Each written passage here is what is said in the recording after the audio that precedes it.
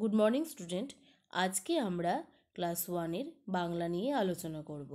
তোমরা তোমাদের কথা সাহিত্য 1 বইয়ের গল্প পরম পুরুষ শ্রী শ্রী রামকৃষ্ণদেব দেখো।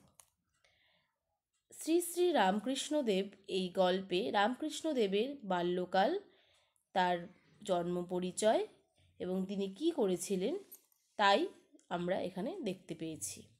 আরেকটু বলে দিই আমি, দেখো, বাল্যকালে যার নাম ছিল গদাধর, তিনি হলেন আমাদের রামকৃষ্ণদেব। হুগলি জেলার কামারপুকুরে তার জন্ম। রানী রাসমণির দক্ষিণেশ্বরের কালী মন্দিরে তিনি পূজা করতেন। সন্ন্যাসী তোতাপুরী তাকে দেখে বুঝতে পেরেছিলেন তিনি সাধারণ মানুষ নন। সন্ন্যাসী তোতাপুরী তখন তাকে দীক্ষা দেন এবং তারপর তার নতুন নাম দেন শ্রী শ্রী রামকৃষ্ণ পরমহংসদেব। মা চন্দ্রমণি, রামকৃষ্ণের মা ছিলেন চন্দ্রমণি। তিনি একরকম জোর করেই জয়রাম বাটির শারদামণির সঙ্গে বিবাহ দেন। 19 বছরের শ্রী শারদামণি দক্ষিণেশ্বরে এলে রামকৃষ্ণ তাকে সাক্ষাৎ জগদম্বা জ্ঞানে পুজো করতেন।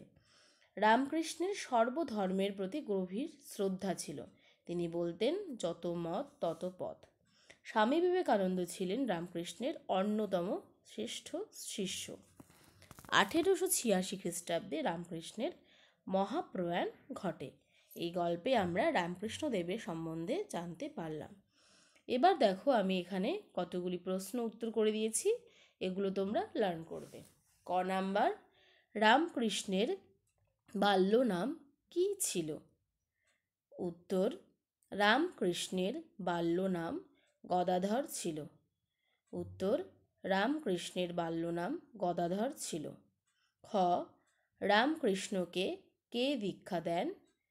উত্তর, রামকৃষ্ণকে তোতাপুরী দীক্ষা দেন। রামকৃষ্ণকে তোতাপুরী দীক্ষা দেন। গ, রামকৃষ্ণ কি বলতেন?